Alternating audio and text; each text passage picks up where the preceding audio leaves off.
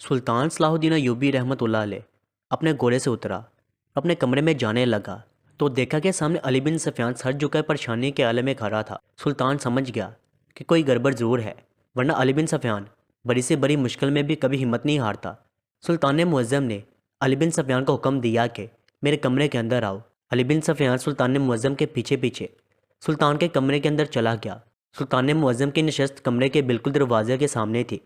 جیسے ہی کمرے کا دروازہ کھلتا تھا، سلطان سامنے بیٹھے ہوئے نظر آتا تھا۔ علی بن سفیان نے کمرے کا دروازہ بند کیا اور سلطان کے سامنے جا کر کھڑا ہو گیا۔ سلطان معظم نے علی بن سفیان سے پوچھا، اے علی، کیا بات ہے؟ تم پریشانی کی حالت میں کیوں کھڑے ہو؟ علی بن سفیان نے کہا، حضور، بات ہی ایسی ہے کہ جس نے مجھے پریشان ہونے پر مجبور کر دیا ہے۔ سلطان معظم نے کہا، بتاؤ کون سی بات ہے؟ علی بن سفیان بتاتے ہوئے لڑکھڑانے لگا اور اس کی آنکھیں جھک گئی۔ سلطان معظم نے علی بن سفیان کو کہا، اے علی، کیا تم نہیں جانتے کہ ایک مسلمان اللہ کے سوا کسی کے آگے نہیں جھک؟ تم اپنا سر اٹھاؤ اور مجھے پوری بات تفصیل سے بتاؤ۔ علی بن سفیان نے سلطان معظم کی طرف نظر اٹھاتے ہوئے کہا، حضور، دمشق شہر کو فتح کرنے کے بعد ہم نے جن کمانڈروں اور سپاہیوں کی حفاظت کے لیے مامور کیا، میں نے ان سے وعدہ کیا تھا کہ میں ان کے گھر والوں، ان کی بیوی بچوں کی، حتیٰ کہ ان کے جانوروں تک کی حفاظت میرے ذمہ ہوگی۔ لیکن پریشانی کی بات یہ ہے کہ مسلسل کئی دنوں سے یہ خبر مل رہی ہے کہ جو کمانڈر اور جو سپاہی دمشق شہر کی حفاظت پر مامور ہیں، ان کی تمام کی بیوی بچے ایک ایک کر کے اپنے خیموں سے غائب ہو رہے ہیں۔ سلطان معظم نے جب یہ خبر سنی تو بڑا حیران و پریشان ہوا اور کہا، اے علی، تم کیا کہہ رہے ہو؟ یہ بات تم نے مجھے پہلے کیوں نہیں بتائی؟ تو علی بن سفیان کہنے لگا، حضور، مجھے بھی اس بات کی خبر آج ملی ہے۔ سلطان معظم نے کہا، اے علی، مجھے ساری بات تفصیل سے بتاؤ۔ علی بن سفیان نے کہا، حضور، جو کمانڈر دمشق شہر کے محاصرے کے لیے روانہ ہوئے، میں نے ان کمانڈروں سے وعدہ کیا تھا کہ میں ان کے بیوی بچوں کی حفاظت کروں گا، لیکن شاید دشمن نے اس بار ہماری سب سے کمزور جگہ پر حملہ کیا اور ہر رات کسی نہ کسی کمانڈر کے خیمے سے اس کی بیوی غائب ہو جاتی ہے۔ سخت محاصرے اور سپاہیوں کی موجودگی کے باوجود پتہ نہیں چلتا کہ آخر وہ عورتیں کہاں غائب ہو رہی ہیں۔ سلطان نے کہا کہ ان تمام کمانڈروں کی رہائش گاہ کس جگہ ہے؟ تو علی بن سفیان نے کہا، مشرقی پہاڑیوں کے قریب ایک جانگلہ گاؤں کے ساتھ ایک چھوٹا سا بازار ہے۔ اس گاؤں میں ان کمانڈروں کے خیمے ہیں اور اس کے ساتھ ایک بازار ہے جس میں وہ لوگ خرید و فروخت کرتے ہیں۔ سلطان نے کہا، کیا یہ وہی گاؤں ہے جس کا راستہ بازار میں سے گزر کر جاتا ہے؟ علی بن سفیان نے کہا، جی ہاں حضور، وہی گاؤں ہے جس میں ہم چند دن ماہ پہلے گئے تھے۔ سلطان معظم نے علی بن سفیان کو حکم دیا کہ جو عورتیں غائب ہوئی ہیں، ان کی تلاش کے لیے سپاہی بھیج دو اور تم مزید 5 سپاہیوں کا دستہ تیار کرو اور اس گاؤں اور بازار کی حفاظت کے لیے بھیج دو۔ علی بن سفیان نے سلطان معظم کی خبر کی تکمیل کی اور 500 سپاہیوں پر موجود دستہ اس گاؤں کی حفاظت کے لیے بھیج دیے۔ ایک مشہور کتاب سلطان صلاح الدین ایوبی کے عظیم کارنامے میں لکھا ہے، ان 500 سپاہیوں کے دستے میں سے وہ سپاہی چنے جو ایک سپاہی دشمن کے 10 سپاہی مارنے سے پہلے شہید نہیں ہوتا تھا۔ لیکن پریشانی کی بات یہ ہوئی کہ وہ 500 سپاہیوں کا دستہ بھی ان اغوا کاروں کو نہیں روک سکا جو ہر رات اس گاؤں میں سے کسی نہ کسی بڑے عہدیدار کی بیوی کو اٹھا کر لے جاتے تھے۔ سلطان معظم نے رات کو علی بن سفیان کو اپنے کمرے میں بلایا اور کہا کہ 20 سپاہیوں پر موجود دستہ تیار کرو، کل صبح ہم اس گاؤں کی طرف روانہ ہوں گے۔ سلطان معظم اس گاؤں میں پہنچ گیا۔ سپاہیوں نے گاؤں کے ہر طرف چھان مارا لیکن کوئی سراغ نہ ملا۔ سلطان معظم خود بازار میں گئے لیکن کوئی بھی سراغ نہیں ملا، کہیں بھی کسی کمانڈر کی بیوی کے بارے میں کچھ بھی پتہ نہ چلا۔ سلطان بڑا حیران ہوا کہ یہ راستہ بازار میں سے گزر کر جاتا ہے جو گاؤں میں جاتا ہے، اگر وہ اغوا کار اس راستے سے نہیں گزرتے تو پھر کہاں جاتے ہوں گے؟ لیکن پھر سلطان نے دوسری طرف دیکھا کہ 500 سپاہیوں کے دستے کے باوجود کوئی کیسے ایک انسان کو اغوا کر کے آنکھوں سے اوجھل ہو سکتا ہے۔ سلطان معظم نے علی بن سفیان کو بازار کے سرائے میں بلایا اور کہا، اے علی، آج ایک سردار کے خیمے میں اس کی بیوی کے ساتھ میں رات گزاروں گا۔ یہ سن کر علی بن سفیان بڑا حیران ہوا کہ یہ سلطان کیا کہہ رہا ہے۔ تو پھر سلطان نے بولا، اے علی، تم نے میری بات کا مطلب نہیں سمجھا کہ آج کی رات میں ایک کمانڈر کے خیمے میں گزاروں گا، لیکن میں اس بات کا اللہ کا گواہ بناتا ہوں کہ اس کمانڈر کی عزت محفوظ رہے گی، اور میں آج رات اس بات کا ضرور پتہ لگا لوں گا کہ اگر کمانڈروں کی بیویاں کیسے گواہ ہوتی ہیں اور کہاں جاتی ہیں۔ علی بن سفیان نے کہا، حضور، آپ کو کیسے پتہ چلے گا کہ آج کون سی کمانڈر کی بیوی اغوا ہوگی؟ سلطان معظم نے کہا، اے علی، میرے ذہن میں اس وقت ایسی باکمال تدبیر آ رہی ہے جس سے مجھے پورا یقین ہے کہ وہ دشمن اغوا کار میری چال میں ضرور پھنس جائیں گے۔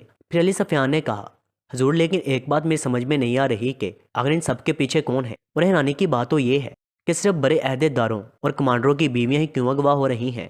اتنے میں سلطان معظم نے علی بن سفیان کی طرف مخاطب ہوتے ہوئے کہا، اے علی، رینالڈ بادشاہ کی چال ہے۔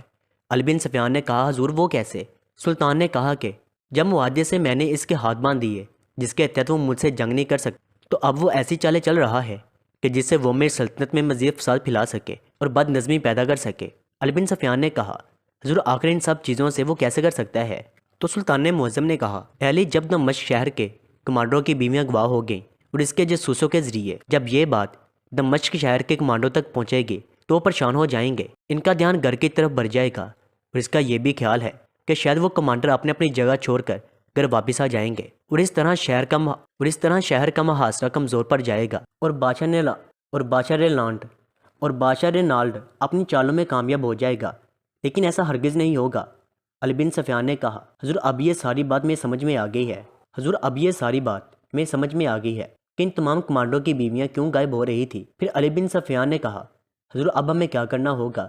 سلطان نے کہا، اے علی، باقی تمام کمانڈروں کے علاوہ ایک کمانڈر کے خیمے کے گرد محافظوں کو بالکل کم کر دو، یعنی ایسے محافظ جو بالکل نہ ہونے کے برابر ہوں، اور جب آدھی رات کا وقت ہو تو وہ محافظ بھی وہاں سے چلے جائیں، اور جب وہ اغوا کار آئیں گے تو باقی خیموں کے گرد 7 محافظ دے کر اس خیمے کے گرد کوئی بھی محافظ نہ ہونے کی وجہ سے وہ اسی خیمے میں داخل ہوں گے اور اسی کمانڈر کی بیوی کو اغوا کریں گے، اور میں اس خیمے کے اندر چھپ جاؤں گا اور جیسے ہی وہ اغوا کار اس خیمے میں داخل ہوں گے میں ان کو پکڑ لوں گا۔ سلطان معظم کی یہ ترکیب علی بن سفیان کو بہت پسند آئی اور علی بن سفیان کہنے لگا، حضور آپ کے حکم کی تکمیل ہوگی۔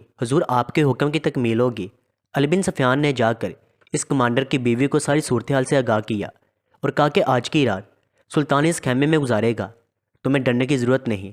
اس کمانڈر کی بیوی نے کہا، جہاں سلطان خیمے میں ساتھ موجود ہو تو پھر ڈرنے کی کیا ضرورت ہے؟ شام کے وقت سلطان معظم اس کمانڈر کے خیمے میں چلا گیا۔ علی بن سفیان نے سلطان کی ترکیب پر پوری طرح عمل کیا اور جیسے ہی آدھی رات کا وقت ہوا تو علی بن سفیان نے اس خیمے کے گرد سارے محافظ ہٹا دیے۔ علی بن سفیان اور سلطان بھی یہ بات جانتا تھا کہ وہ کوئی اغوا کار کہیں اور سے نہیں آتے، بلکہ وہ ہمارے سپاہیوں میں شامل ہوتے ہیں اور وقت آنے پر اپنی کارروائی سر انجام دیتے ہیں۔ جیسے ہی آدھی رات کا وقت ہوا 3 آدمی خیمے کے اندر داخل ہوئے۔